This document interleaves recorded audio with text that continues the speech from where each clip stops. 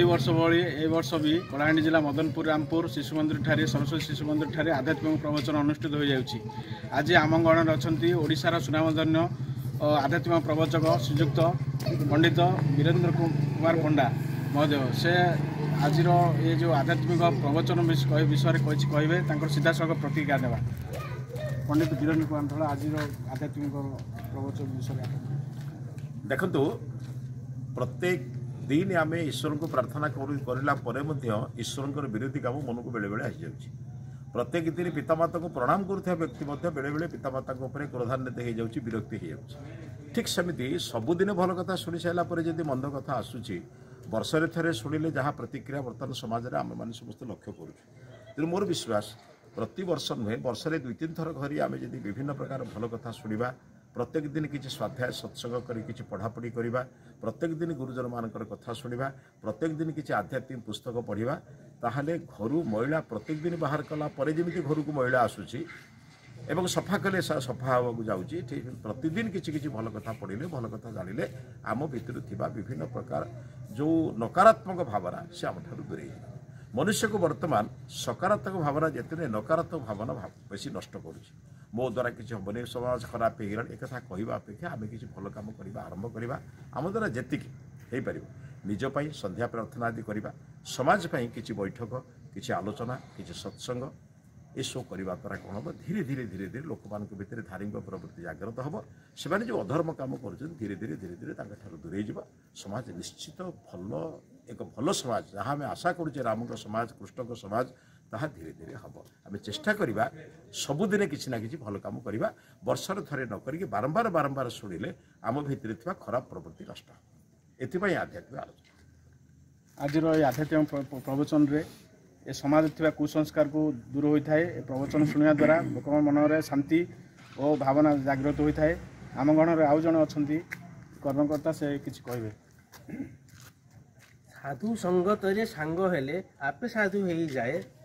हीन जन संगे मिलामिशा करे हीन बुद्धि सेना पाए से आम साधु संगत केमी लोक मिलामिशा करेंगे और साधु हो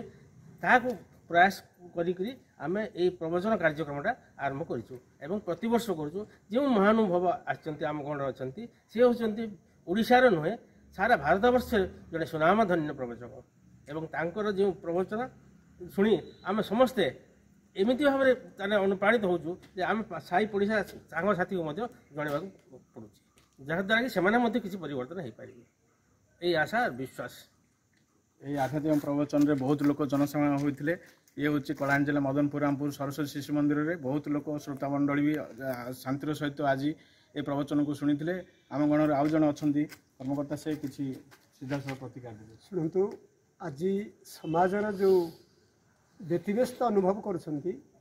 समाज को जदि निर्माण न करिया जदि ताकू आम पुनर्निर्माण न करिया तेबे ए समाज पुणी पूर्व भली पराधीनतार स्वीकार बेले जो प्रकार कष्ट से होते एवं पुणी थे आगामी लुचुकाल खेल तेणु तापाई यही प्रवचन माध्यम अत्याधुनिक युव शिक्षित मानक प्रेरणा प्रेरित करी किसी शहीद हो जाइथिबा किसी समर्पित जीवन यापन कर राष्ट्रपति से मानकर जीवन बड़ी वेद उपनिषद माध्यम आध्यात्म पुणी से पुराणा स्रोत को समर्पित भावना आनी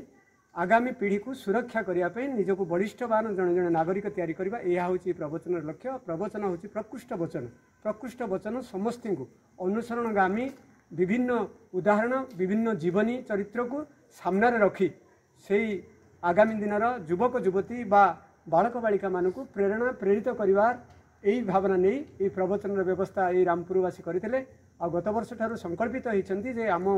यही अंचल निश्चित भाव में बहुत कम दूसरी किसी अनेक जनसाधारण प्रेरित होती नवेदन से आम तरफ नवेदन रोचे ये जीव जदि आम किसी राष्ट्र हित करें जीवन निष्फल हम। तेणु से दृष्टि समस्ते समस्तंकर अनुपूरक परिपूरक अर्थात समस्ते समस्त कथा रखी ये माने आगामी पीढ़ी को निर्माण करने जो पदक्षेप नहीं से धन्यवाद। तेणु समस्त नवेदन समस्त पूरे पूरे गाँव आरंभ कर सहर पर्यंत यही किसी योजना योजित करंतु एवं समस्त प्रेरित ही आगामी पीढ़ी को किभली सुदृढ़ करी भारत वर्ष को पुणी थे गौरवान्वित करिकी आउ समग्र विश्व से गुरु पदवी पदाभिषित करंतु। धन्यवाद। ओडिशार सुनामधन्य प्रवचक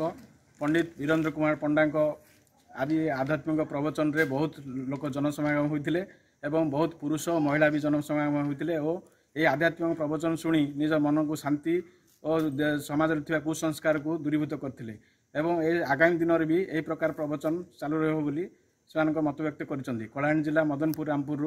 धीरेन पट्टनायक MBC TV।